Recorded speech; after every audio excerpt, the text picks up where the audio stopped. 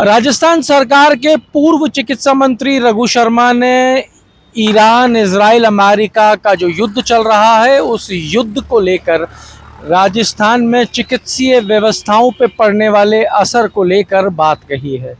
रघु शर्मा ने पूछा कि क्या चिकित्सा मंत्री मुझे बता सकते हैं कि जो एमआरआई मशीन्स हैं उसमें क्या कंपोनेंट काम आता है जिसकी वजह से एमआरआई होती है।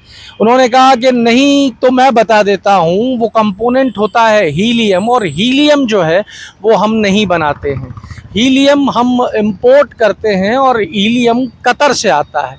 कतर से जो ये हीलियम आता है ये इस युद्ध की वजह से क्या इसकी सप्लाई जो है वो रेगुलराइज्ड है या ये सप्लाई पे कोई असर पड़ा है।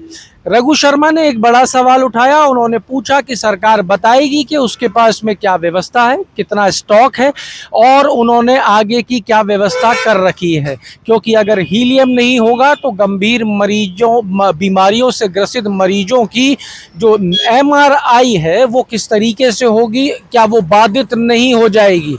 अगर वो बाधित होगी तो फिर किस तरीके से बीमारियों का इलाज संपन्न हो पाएगा। रघु शर्मा के इस बयान के बाद में हमने अपनी रिसर्च की और ये जानने का प्रयास किया कि क्या हीलियम इतनी असरदार है कि वो हीलियम एमआरआई को रोक सके, हीलियम का क्या उपयोग है और हीलियम किस तरीके से इस चिकित्सीय व्यवस्था के अंदर एक बाधक बन सकती है।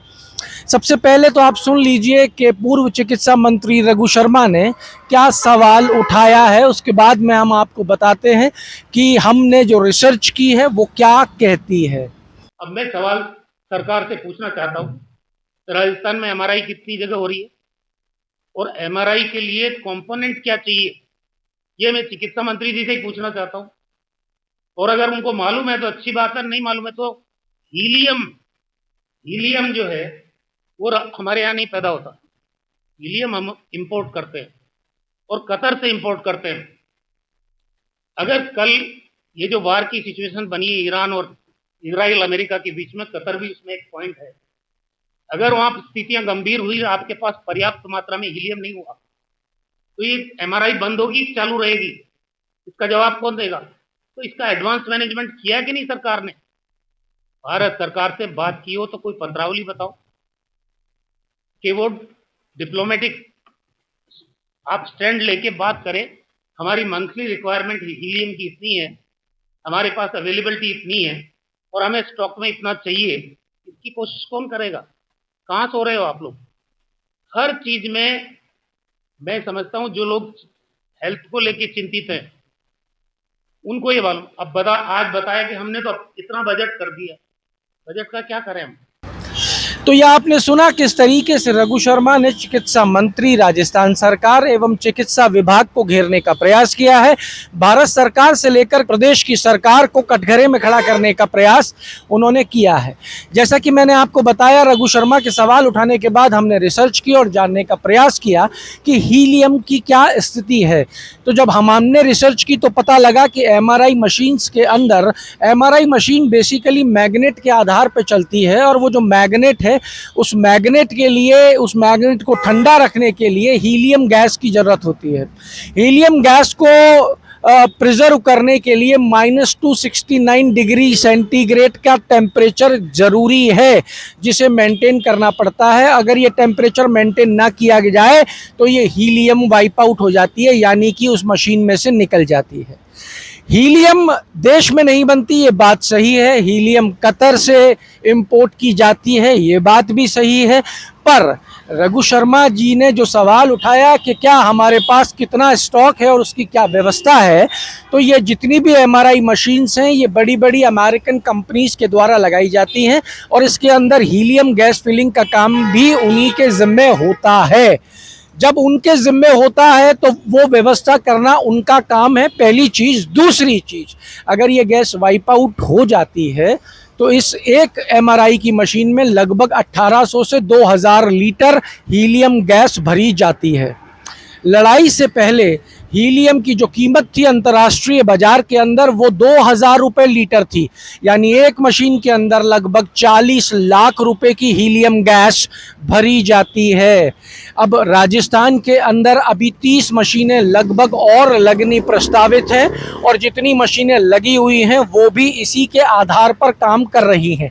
नई मशीनों में डिले हो सकता है क्योंकि जब हमारे सामने बैठे एमआरआई एक्सपर्ट डॉक्टर ने अपने वेंडर को फ़ोन किया तो उन्होंने कहा कि शॉर्टेज तो है और तकलीफ भी बाजार झेल रहा है, पर वेंडर को ये उम्मीद थी कि उसे ऑर्डर मिल जाएगा, इसलिए वो इस चीज़ को स्वीकार करना और डिले होने की बात को नहीं मान रहा था, पर उसने ये तो माना कि तकलीफ बाजार में है और गैस शॉर्ट है।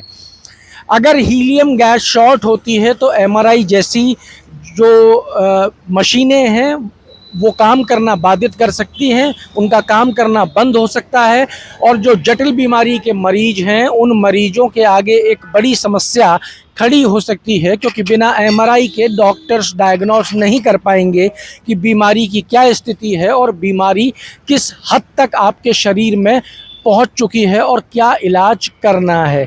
एक बार आपको सुनवाते हैं उस विशेषज्ञ की जो बात है एमआरआई मशीन्स में हीलियम को लेकर।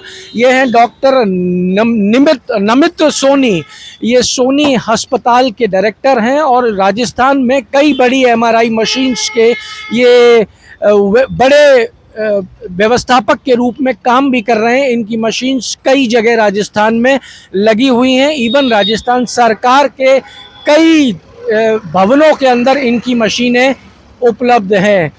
तो अमेरिका, ईरान और इजराइल का युद्ध ना सिर्फ एलपीजी पे संकट खड़ा कर रहा है, रोजगारों पे संकट खड़ा कर रहा है, बल्कि चिकित्सीय व्यवस्थाओं पर भी एक बड़ा संकट अब मंडराने लगा है। सुनिए डॉक्टर सोनी ने क्या कुछ कहा है।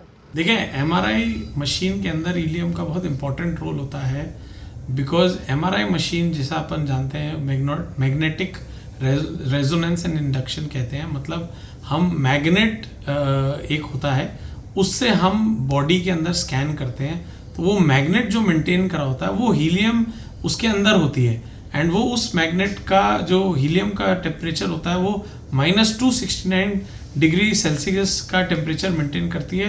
तो बहुत लो टेम्परेचर पे वो गैस रहती है और जरा सा भी टेम्परेचर में मूवमेंट हो तो गैस लूज आउट हो जाती है या वो लीक हो जाती है और उसको फिर वापस रिकवर नहीं करा जाता।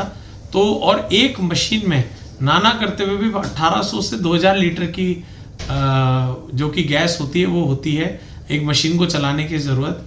एंड उस गैस की कीमत देखिए, वॉर से पहले 2000 रुपये लीटर आती थी, तो करीबन आप माने 35 से 40 लाख रुपए की सिर्फ गैस होती थी मशीन में, तो बहुत एक्सपेंसिव चीज़ होती है ये।